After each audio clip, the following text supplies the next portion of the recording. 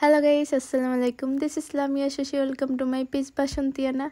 এই যে দেখুন, আজকে আমি আর আমার ভাই আবার বেরিয়ে গেছি একটু ঘোরাফেরার উদ্দেশ্যে।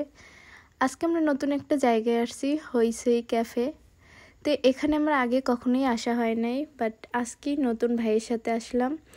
আচ্ছা, জীবনটা কি সবাই আমার মতোই কি হয়ে যায় আমি জানি না। আগে পিরিজপুরে কোথাও কোনো কিছু নতুন রেস্টুরেন্ট ঘোরার জায়গা হইলে সবার আগে না গেলেও যাইতাম, বাট এখন আর ওই ফিলিংসটা কখনোই কাজ করে না যে ওইখানে যাইতে হবেই, ঘুরতে হবে, যাইতে হবে, খাইতে হবে। বাট আগে অনেক কাজ করতো। আগে আমি আর ময়ূন যে কি পরিমাণে খাইতাম রোজ গার্ডেনে। তখন রোজ গার্ডেন ছিল পিরিজপুরের one of the most restaurant, যেখানে সবাই যাইতো, একটাই ছিল। আর এখন পিরিজপুরের রেস্টুরেন্টের কোনোই অভাব নাই, বাট আমার হিসাব ছাড়া আমার এখন আর যাওয়া হয় না। এই রেস্টুরেন্টটা অনেক আগেরই, আমি এর কথা অনেক শুনছি, বাট কখনোই আমার যাওয়া হয় নাই। আজকে ফার্স্ট আসলাম আমি আর হৃদয়, দুই ভাই বোন। তবে আমার ভাইয়ের অনেক আগে বা অনেকবার আসা হয়েছে, সেটা আমি তার কথায় বুঝছি। সে তার স্পেশাল মানুষকে নিয়েও এখানে আসছে, আমি সবটাই জানি। তুমি কি জানো হৃদয়? এগুলো আমি সব জানি। হ্যাঁ জানো, যেহেতু এই কথাগুলো ওই আমাকে বলতেছিল। যাই হোক, এখানকার পরিবেশটাই তো আপনারা দেখলেন। ভিতরটা এক টাইপের, বাইরেরটা এক টাইপের, ইনডোর আউটডোর দুইটা মিলাইয়াই রেস্টুরেন্টটা। এখানকার পরিবেশটা অনেক সুন্দর মাশাল্লাহ। আমরা এখানে দুই ভাই বোন ঘোরাফেরা খাওয়া দাওয়া করে এই যে বের হইয়া যাইতেছি। এখন আমি ক্যামেরাম্যান হইছি, হৃদয় সে ফ্রন্টে আছে। এই যে আমি হৃদয়ের ভিডিও করতেছি, ও অলওয়েজ ও আমার ভিডিও কইরা দে।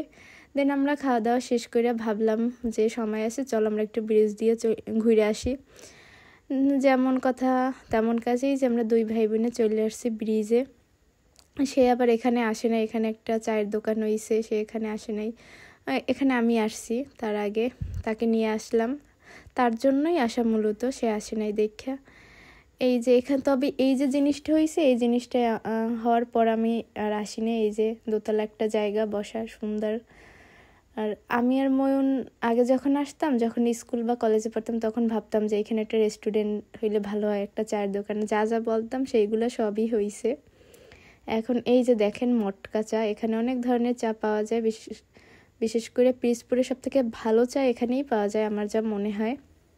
আর কোথায় কি পাওয়া যায় অবশ্যই কমেন্ট করে আপনারা জানাবেন, যে এর থেকে কি ভালো চা কোথাও আছে পিরিজপুরের, আমাকে কমেন্ট করে জানাবেন কেউ জানা থাকলে। এই যে সেই চা।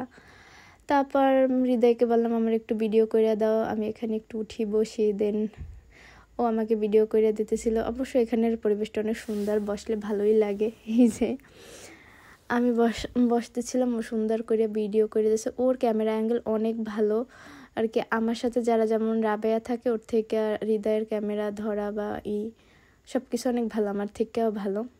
যাই হোক, থ্যাংক ইউ ভাই, তোর জন্য অনেক দোয়া, জীবনে অনেক বড় হও, মনের আশা পূর্ণ হোক। যাই হোক গাইস, আজকে ভিডিওটা এই পর্যন্ত। ভালো লাগলে অবশ্যই একটা লাইক কমেন্ট করবেন। আর কি টাইপের ভিডিও দেখতে চান অবশ্যই কমেন্ট করে জানান। দেখুন তো আকাশটা কত সুন্দর, সন্ধ্যা হয়ে আসছে, পরিবেশটা অনেক সুন্দর। আমরা দুইজনে সন্ধ্যা হবে এমনটা সময় দুজনে আবার এখানে চা খাইয়ে দেন বেরোয় গেলাম। আল্লাহ হাফেজ।